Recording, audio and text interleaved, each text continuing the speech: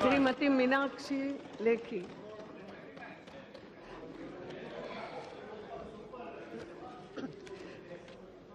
कभी दूसरों पर तनकीद मत करिए, तनकीद करने से पहले आईना अपने सामने रखिए। ऑनरेबल स्पीकर मैम, आज मैं आप सबके सामने खास तौर पे जो आईना भेजने की बात कह रहे हैं उनको आज आईना दिखाने का ही काम करने जा रही हूँ।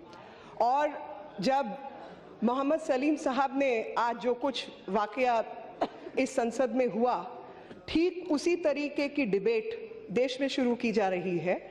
और वही मैं आपके माध्यम से देश को बताना चाहती हूँ कि कहीं पर कोई खबर छापी जाती है किसी अखबार में, किसी मैगजीन में, किसी न्यूज़पेपर में, और उसके बाद किसी नेता का बयान आता है और उसके ऊपर एक माहौल को गरमाया जाता है। ठीक वही चीज़ वो लोग जो कि पिछले एक डेढ़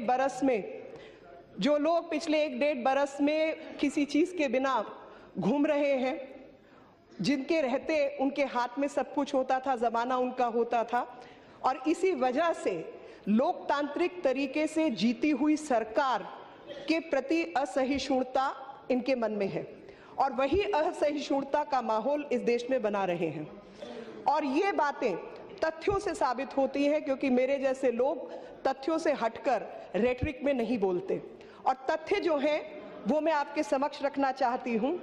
पहला तथ्य, जब ये कहा जाता है कि इस देश के अंदर असहिष्णुता का माहौल बढ़ रहा है, तो पहला तथ्य है, according to Ministry of Home Affairs, a total of 2,715 communal incidents occurred in the country from the year 2011 to 14. On an average, about 57 communal incidents per month in last 4 months. And 85% of these incidents occurred in just 7 states. All of them were either ruled by the Congress or the non-BJP parties. ये तथ्य है। तथ्य ये है कि incidents of communal violence have actually declined during the past 14-18 months, because this year has recorded 644 cases in the year 2014 as per information available, and this was so stated even in the Rajya Sabha by the Minority Affairs Minister. Madam Speaker, numerous writers, filmmakers and so-called intellectuals have returned their awards in the past few weeks to protest against the growing intolerance in the country. I'm sure there are a lot of people who are actually worried about this atmosphere which is sought to be created in this country and who have not returned their awards. And according to me, these were probably the rewards for political considerations and not the awards which were genuinely sought. I would like to assure them that India is not becoming intolerant, and there is absolutely no data to support this particular fact. In fact, all this atmosphere is sought to be created to malign the image of a democratically elected government, and that is why I call them intellectual mercenaries.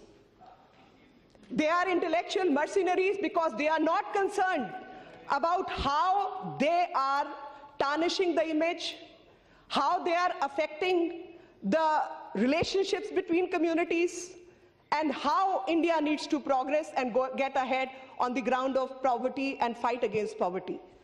Our Prime Minister, in whose name a lot of bashanbazi has happened, Shri Narendra Modi has reiterated his commitment to the holistic development time and again, and spoken out against violence of any kind. And his rally in Bihar, he affirmed his stance on development and need for communal harmony, while stating we must decide whether Hindus and Muslims should fight against each other or against poverty. Only peace and goodwill can take this country forward. This is our commitment to communal harmony of this country. And it is in this stance that repeatedly our government has maintained Sabka Saath, Sabka Vikas. And if people in the opposition vouch by such a committee report, they should also vouch by the status of Muslims in Gujarat, where the then Chief Minister, how hard he worked for Sabka Saath and Sabka Vikas. Because these people have run the government in the British style, divide and rule. The formula is very simple. Divide the majority community into castes and polarize the minority communities in the name of religion. And that is exactly what they are working on. When these people remember and vouch by the Constitution, in the name of Constitution, in the name of law and order of this country, and they want to debate cow slaughter in this country, they forgot what the directive principles have to state. They forgot how many states in this country allow cow slaughter and how many states do not allow cow slaughter. And this country and this Constitution has given the right to amend even that law. Hindustan के अंदर 29 में से, क्योंकि ये data तब था जब 30 राज्य नहीं थे, 29 में से 21 राज्य ऐसे हैं जहां पर काउ स्लॉटर बैन है, और ये तब से बैन है जब भारतीय जनता पार्टी की सरकार इस देश में नहीं थी और प्रधानमंत्री देश के नरेंद्र मोदी नहीं थे। आंध्र प्रदेश में जो prohibition of cow slaughter and animal preservation act जिस साल में पास हुआ, वो साल 1977 था, और वो साल तब था जब कांग्रेस के पास 219 सीटें थी। 287 सीटों में से 219 सीटें कांग्रेस के हाथ में थी, और तब कांग्रेस ने ये कानून पारित किया। जम्मू और कश्मीर के अंदर जब वेणुगोपाल जी बोल रहे थे एंड मोहम्मद सलीम साहब कह रहे थे कि उसको धमकी दिया असेंबली के अंदर काउ स्लॉटर के लिए, वो भूल गए कि 1932 से उस राज्य का वो कानून है। एक कानून मानने वाला देश जहां पर संविधान प्रमुख दस्तावेज है, क्या इस देश में और खास तौर पर जीते हुए प्रतिनिधि लोगों के बीच में ये माहौल बनाना चाहते हैं कि राज्य का कानून भले ही कुछ हो, आप राज्य के कानून को तोड़ें? क्या ये देश में एनार्की नहीं होगी? आपको अधिकार है कानून के तहत उस राज्य के कानून को बदलने का। और इसी संदर्भ में मैं वेणुगोपाल जी की बात का जवाब देना चाहती हूं कि जब इन्होंने दादरी के इंसिडेंट को बार बार कोट किया, दादरी के इंसिडेंट में आपको समझना होगा कि हम एक क्वाज़ाई फेडरल स्ट्रक्चर है, और उस क्वाज़ाई फेडरल स्ट्रक्चर के तहत राज्यों के अपने कानून हैं और केंद्र के अपने कानून हैं। और जब राज्यों को प्रमुखता से अपने कानून का पालन करना है, अगर किसी राज्य के अंदर उस कानून को तोड़ा गया तो क्या ये उस सरकार की जिम्मेवारी है या केंद्र सरकार की जिम्मेवारी है? और उस कानून में दो कानूनों का उल्लंघन हुआ। अगर पहला कानून काउ स्लॉटर को बैन करता है तो क्या उस कानून का उल्लंघन होना चाहिए? और अगर किसी ने गौ हत्या की और उस पे लोग भड़के और उसके बाद किसी का मर्डर होता है तो वो मर्डर है, उसको आप सियासत की निगाह से मत देखिए, क्योंकि काउ स्लॉटर पर बैठिए और सुनने की हिम्मत रखिए, आज मैं आपको इस देश के तथ्य बताना चाहती हूँ। आज मैं आपको तथ्य बताना चाहती हूँ कि 2006 में भी काउ स्लॉटर के ऊपर दंगे हुए थे, 2013 में भी काउ स्लॉटर के ऊपर दंगे हुए थे। यह भी इस देश का इतिहास है, और इस देश के इतिहास के मुताबिक आप किसी की भावनाओं के साथ खिलवाड़ नहीं कर सकते। आप चाहते हैं कि काउ स्लॉटर ना हो तो अपने राज्य का कानून बदलिए, और यह खासतौर पे कांग्रेस के लिए है जो कर्नाटका के अंदर लगातार इस तरीके की हरकत कर रही है। वो कर्नाटका के अंदर इस कानून को बदलने की हिम्मत रख के बदल के लेके आए। इस देश के अंदर जब दादरी जैसा हत्याकांड होता है और कानून व्यवस्था पर शक की निगाह जाती है और देखा जाता है कि पुलिस की कार्रवाई जो होनी चाहिए वो नहीं हो पाई और नहीं हुई, वहीं पर दिल्ली में उसी हादसे को दोहराने की कोशिश की जाती है।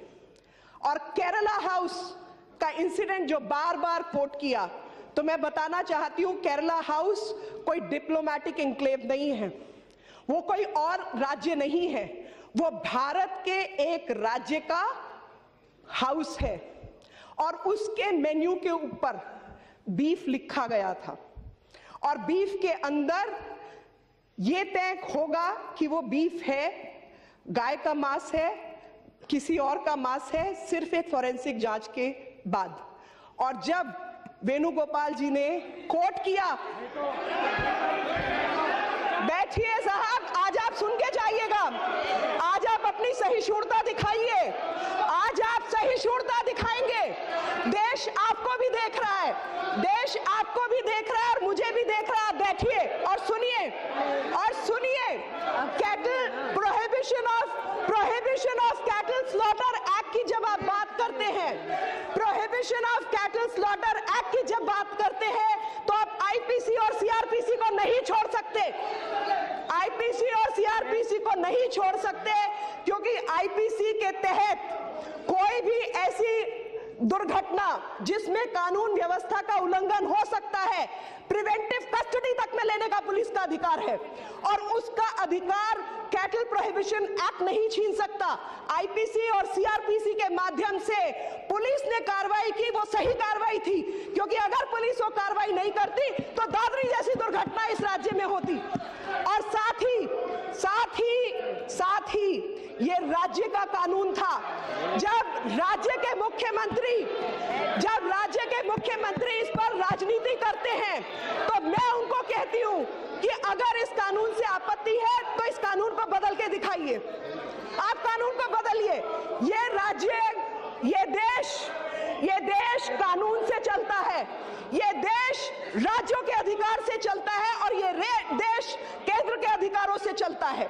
हर बहस को, हर मुद्दे को राजनीति किया जा रहा है, ताकि कहीं ना कहीं आप माइनॉरिटी के मन में खौफ पैदा करें। और ये पता चलता है हर चुनाव से पहले इस तरीके का हादसा किया जाता है, और हर चुनाव से पहले इस तरीके की बेबुनियादी बातें की जाती हैं।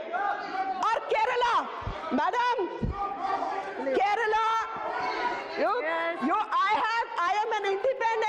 I am an independent member of this house, and I will express myself under right to freedom. And freedom of speech की जो बात करते हैं, freedom of speech की जो बात करते हैं, ये नहीं होता है बेटी। फ्रीडम ऑफ स्पीच की जो बात करते हैं, मैं उनको याद दिलाना चाहती हूँ, मैं उनको याद दिलाना चाहती हूँ कि freedom of speech was restricted by the constitutional amendment in 1951 by none other than Reverend, really highly reverential Shri Pandit Nehru. Pandit Jawaharlal Nehru restricted freedom of speech because there are always reasonable restrictions on freedom. And when people from the opposition constantly mocks and play with the sentiment of the community, then I again cite छुरी का, तीर का, तलवार का घाव भरा, छुरी का, तीर का, तलवार का घाव भरा, लगा जो जख्म जबान का, रहा हमेशा दर्द। और ये लगातार जो जख्म इस देश की आत्मीयता पर कर रहे हैं, वही दर्द हम लोगों की जबान से बयां हो रहा है। वही दर्द कि in the name of secularism, in the name of tolerance, the kind of humiliation which has been which the majority community and others are subjected to, who are law-abiding citizens of this country. बहुत सारे लोगों की अमीरी, आपने अपनी बात बोली बेटी। बहुत सारे लोगों की अमीरी इस देश की असहिष्णु जनता से हुई है, और वो लोग 13 states, and I'm coming back to the data of West Bengal and Kerala, because two of my friends have quoted certain data. So one data is in Kerala, 2010, Professor T.J. Joseph. And Professor T.J. Joseph's hand was chopped off for making a question paper. No award wapsi. No award wapsi happened at that time. On 1st December 1999, Jay Krishnan, Master Jay Krishnan was killed in front of his students. And Mokeri East School, and it was not less than Kalburgi or Pansare's case. And in case of Kalburgi and in case of Pansare, let me remind my friends that this happened when Congress was in power in those states. And now also, they continue to be in the state, in the Karnataka. Maharashtra, Dabolkar.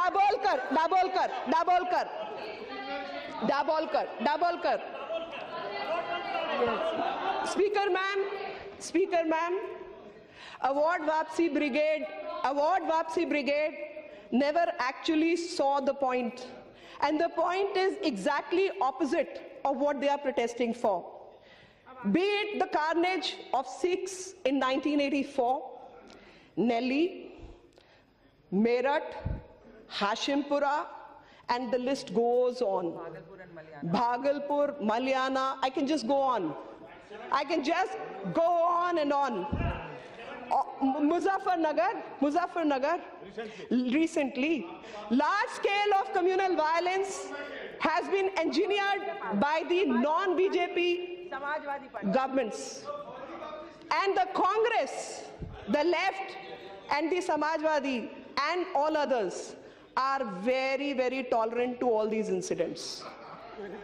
And their tolerance is so very well enhanced and spoken about, because on one side they wrote about and spoke about Dadri, but they did not care to even mention Mood Bidri. They did not care to mention that there is a mafia in this country which is acting against the law of the land. And if people complain to the police, they get killed. This is a law-abiding society. How will the government run? How will the society run? It will run on the basis of the law this constitution provides. West Bengal, I'm coming, sir. I'll just come to West Bengal also. Law and order is a state subject, and it is solely the state's responsibility. Sir, please, show some tolerance to me. Show some tolerance to me. And I'm showing I'm going to cite 66A. I'm going to cite 66A. Remember, you brought 66A, IT Act. People for making statement and tweet on the Twitter. And the press code also was brought by the then Prime Minister Shri Rajiv Gandhi. These are all instances of tolerance. And I am not done. I personally have a grudge, and I'm going to make it very personal today. Shah Commission. Shah Commission report was a report against the breakdown of law and order machinery. And people remember Shah, Justice Shah very well, but the prosecutor in that case happened to be my father-in-law. And the reports were burnt. How those peoples were haunted, we are a witness, a personal witness to all that. How even the gas cylinders from the house were taken away. And they talk about tolerance. They talk about, and they are going to teach tolerance to this side. I am really, really surprised. Faridabad incidents was quoted by my friends. In the name of Dalits, Honorable Speaker, ma'am, before whatever happened and whatever is the law and order situation, a contrary report has already come, and I'm sure Mr. Home Minister will refer to that it was a case of personal animosity, and that's how those allegations were made. because there were FIRs pending against both sides, and they had fought against each other over a period of time, and a case of personal animosity was sought to be made into a case of caste violence. I think there can be no bigger crime than that, because you're breaking the fabric of this country. And in Faridabad incidents, and especially people from Haryana will remember, Mirchpur, Gohana, I can just go on and on. At least 10 incidents which happened in last 4 years, 5 years. So this is what I have to state on violence. Then another, I am not justifying. I am the last one to justify. I'm saying it's a law and order issue and condemnable, and a strict action has to be taken against anyone who breaks law and order. And that is what my statement is. I will handle that also, sir. Show patience, please, because we have limited time. I have to deal with every argument which has been brought. And you are violating, and you are very violent in your, because violence is not just physical. Violence is even verbal. And I can appreciate those who twist the statement to mean something which was not so stated. Is violence to the language. And violence to language needs to be exhibited and needs to be spoken about. People like me will say this country has respect even for dogs. Because this country, maximum people believe in non-violence and are temperamentally. I mean, I have nothing against those who eat non-vegetarian food. Absolutely not. It's a personal choice. But most people believe, whether it's a dog or it's an ant, life is precious and life needs to be respected. And no violence either to the environment, to the rivers, to the live and non-living objects needs to be maintained. That is the philosophy of ahimsa. And the philosophy of ahimsa seems to be violated when people make such rabid statements. And such rabid statements need to be condemned, and such twisting of the words also needs to be condemned. Very well. Ma'am, I was going through the records, and in the records, I came across Salman Rushdie.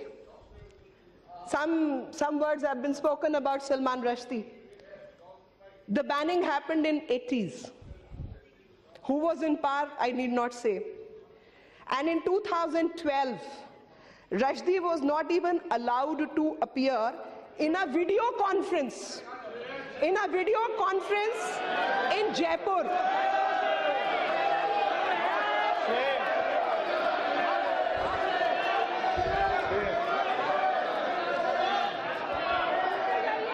In the year, Madam Speaker, 55,408 लोग मारे गए 1977 से 2009 के बीच waste Bengal के अंदर। Waste Bengal में किसका राज था और किस तरीके के ये सेक्युलर मर्डर्स थे, इस पर भी कुछ रोशनी डलनी चाहिए, क्योंकि सेक्युलरिज्म के नाम पर मर्डर्स होते रहेंगे इस देश में, लोगों को बांटा काटा छाटा जाएगा और लोग विकास की, पढ़ाई की, महिला सुरक्षा की, भोजन की, मैल न्यूट्रिशन की बात ही नहीं करेंगे, क्योंकि ठीक चुनाव से पहले इस तरीके की खबरें अखबारों में, किताबों में डाली जाएगी और उसके ठीक 2 महीने बाद या कुछ समय बाद जब तक तहकीकात होगी एक छोटी सी अपॉलॉजी आ जाएगी और तब तक वो मुद्दा तो भुनाया जा चुका होगा। ये इस देश की असलियत है। इस देश की असलियत है कि भारतीय संविधान के मुताबिक जो क्वाज़ाई फेडरल स्ट्रक्चर की बात मैंने कही थी, उसी क्वाज़ाई फेडरल स्ट्रक्चर में 13 राज्य हैं जहां पर कांग्रेस पावर में थी और जो कैटल स्लॉटर के खिलाफ जो कानून है वो लाया गया और डायरेक्टिव प्रिंसिपल्स में भी मिल्च और ड्राउट एनिमल्स के खिलाफ बात कही गई। उसका जो इकोनॉमिक एंगल है मैं उसको मैल न्यूट्रिशन से जोड़ना चाहती हूं। जब किसी बच्चे को बढ़ती उम्र में खुराक की ज़रूरत होती है, तो उसका जो प्राइमरी सोर्स है कैल्शियम का, प्रोटीन का, वो गाय, भैंस और मिल्क एनिमल्स का दूध ही रहता है। और वो किसी के धर्म को लेकर नहीं उसमें कोई डिस्क्रिमिनेशन करता, और उसी इकोनॉमी का हिस्सा है कि एक गरीब देश जहां पर गरीबी है, भूखमरी है, मैल न्यूट्रिशन है और भोजन की व्यवस्था अपने आप में बहुत दुश्वार है, और लगातार जो परिवार है उनके खेती के जो प्लॉट साइज है वो छोटा होता जा रहा है, और लगातार उसमें फर्टिलाइजर्स डालने के लिए आपका खर्चा खेती का कहीं बढ़ता जा रहा है। परिवार में पुरुष, खासतौर पे क्योंकि बिहार का उदाहरण बार बार दिया जा रहा था, पुरुष काम करने के लिए राज्य से बाहर आ जाते हैं और महिलाएं पीछे अकेली रह जाती हैं बच्चों की देखभाल करने के लिए। तो अगर घर में गाय, भैंस, कोई जानवर हो तो उसके गोबर से खाद का इस्तेमाल, गैस, गोबर गैस का चूल्हा और बच्चों के लिए दूध, घी, मक्खन का इंतजाम किया जा सकता है। और ये सीधे तौर पर एग्रो इकोनॉमी से जुड़ा हुआ प्रश्न है। ये मैं नॉन रिलीजियस, इररिलीजियस लोगों के लिए कह रही हूं, जो धर्म में एक तरह धर्म के आधार पर को मान्यता देते हैं तो वो धर्म के आधार पर दे लें, लेकिन जो धर्म के आधार पर इसको मान्यता नहीं देना चाहते, सोच उसकी कहीं ना कहीं एक सुखमय जीवन की है, खास तौर पे किसी भी गरीब परिवार के लिए।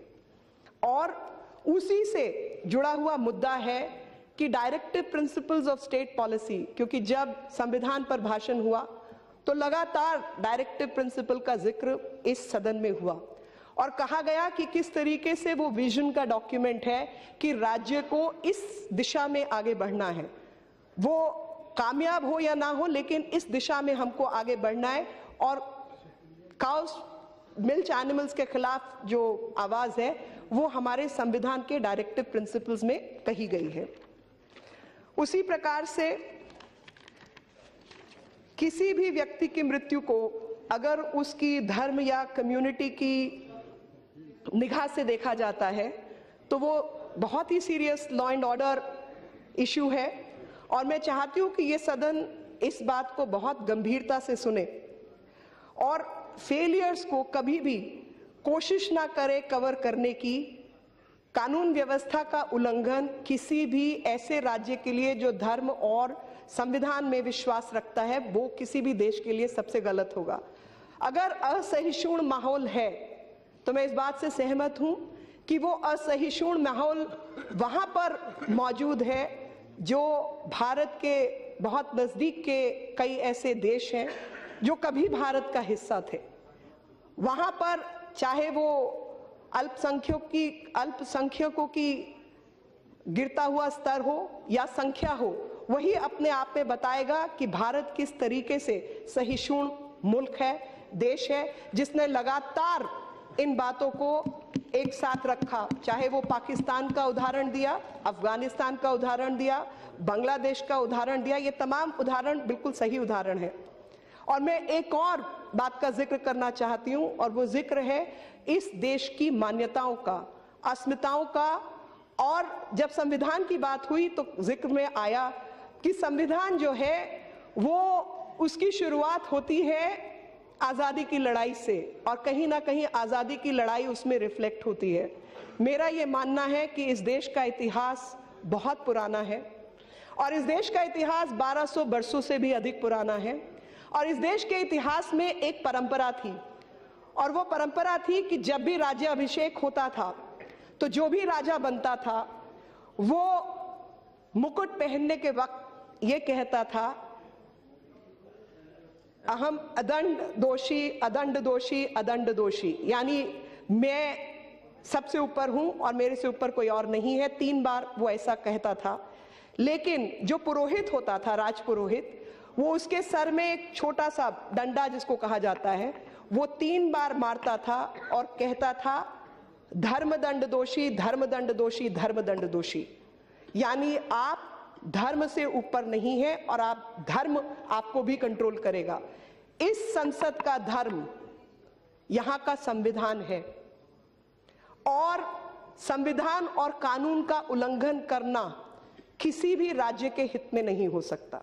और लगातार इस देश में जो माहौल बनाया जा रहा है वो कानून के विरोध में माहौल बनाया जा रहा है। जिन विषयों को, जैसे मैंने कहा, अमेंडमेंट का अधिकार इस संसद के पास है और अमेंडमेंट का अधिकार किसी राज्य की लेजिस्लेटिव असेंबली के भी पास है। अगर आपको बहस करनी है और ऐसे किसी मुद्दे पर बहस करनी है, आप कानून व्यवस्था के तहत उस कानून व्यवस्था को बदलने के लिए बहस करें और अगर आप बदल सकते हैं तो आप उसको बदलें।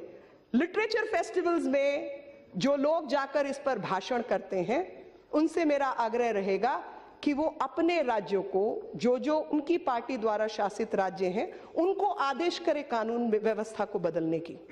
उसी प्रकार से एक मुख्यमंत्री जी, उन्होंने कहा हिंदी भाषियों को बाहर करो, और हाल ही की बात है। मुझे लगता है कि जो यहां पर भाषण करते हैं भारत के इंटेग्रिटी को लेकर, नेशनल इंटीग्रेशन को लेकर, वो कम से कम भाषाओं के नाम पर लोगों को बांटने का काम ना करें। उसी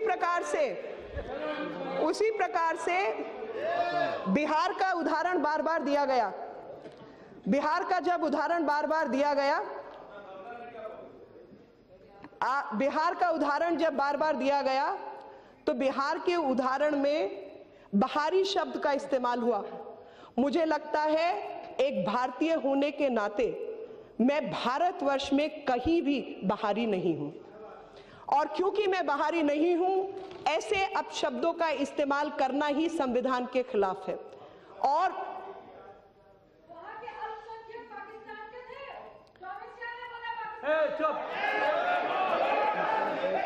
जो लोग लगातार संख्यक और अल्पसंख्यकों के बारे में इस देश में बोलते चले आए हैं, मैं उनसे जानना चाहती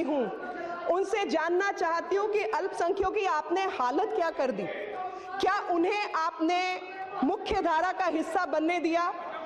क्या उनकी महिलाओं के खिलाफ जब काम हो रहा था, और मैं आपको ये डाटा के साथ बताना चाहती हूं कि 70,000 महिलाएं जब आपको कहती हैं कि हमें, क्योंकि तीन मुख्य दिक्कतें हैं महिलाओं की।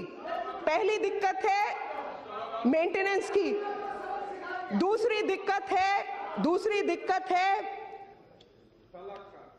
शादी का स्टेटस, और जब देश का सर्वप्रिय मुख्य न्यायालय, सर्वोच्च न्यायालय, एक कानून व्यवस्था के तहत, संविधान के तहत एक सर्वोपरि न्यायालय एक केस के अंदर एक जजमेंट देता है, और आप एक मेजॉरिटी गवर्नमेंट है, और उससे पहले भी उस तरीके के जजमेंट आ चुके हैं। वो पहला जजमेंट नहीं था, तीसरा जजमेंट था।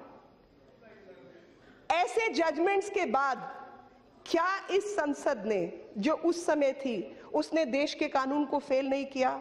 जब उन महिलाओं को सेक्युलरिज्म के नाम पर जस्टिस नहीं दिया और एक कानून लेकर आए जिसमें ऐसे जजमेंट की भी अनदेखी की गई, और ऐसे जजमेंट की अनदेखी की गई, और जो लोग, मैं महिलाओं के नाम पर बोल रही हूं साहब, क्योंकि मुझे लगता है इस देश की सबसे बड़ी माइनॉरिटी इस देश की महिलाएं हैं। इस देश की महिलाएं सब, जितने आपके सर्वोच्च पद हो, चाहे इकोनॉमिक डाटा हो, चाहे पढ़ाई लिखाई का डाटा हो, चाहे न्यूट्रिशन का डाटा हो, सब जगह इन सब चीजों से दूर हैं, और उनके साथ डिस्क्रिमिनेशन हर समाज ने की है। और इसलिए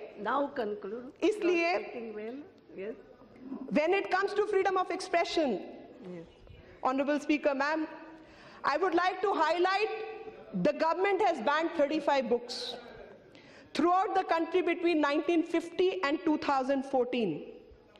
Out of these 31 books bans were enacted by the Congress government.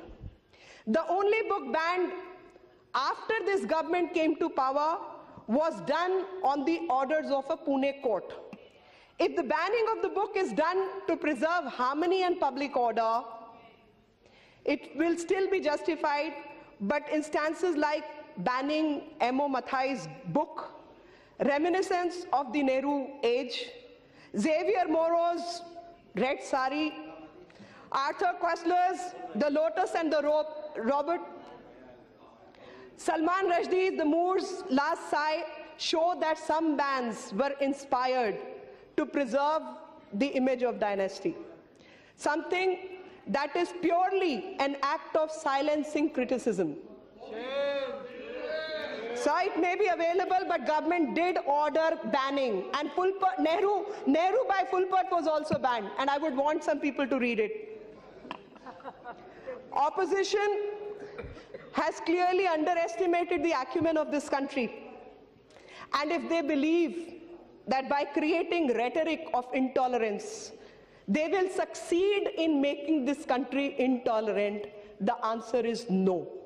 The answer is, we are people who believe in logic and reason, and it is through logic and reason that they will be defeated, and it is through data and statistics that they need to be shown the mirror. जो आईना कह रहे थे भेजने की बात, मैंने आज उनको आईना जरूर दिखाया है, और चाहूंगी कि वो उस आईने में भी देखें और गिरेबान में भी झांक कर देखें और देखें इस देश ने आपको क्या क्या दिया और आपने सहिष्णुता से कैसे कैसे खिलवाड़ किया, और लगातार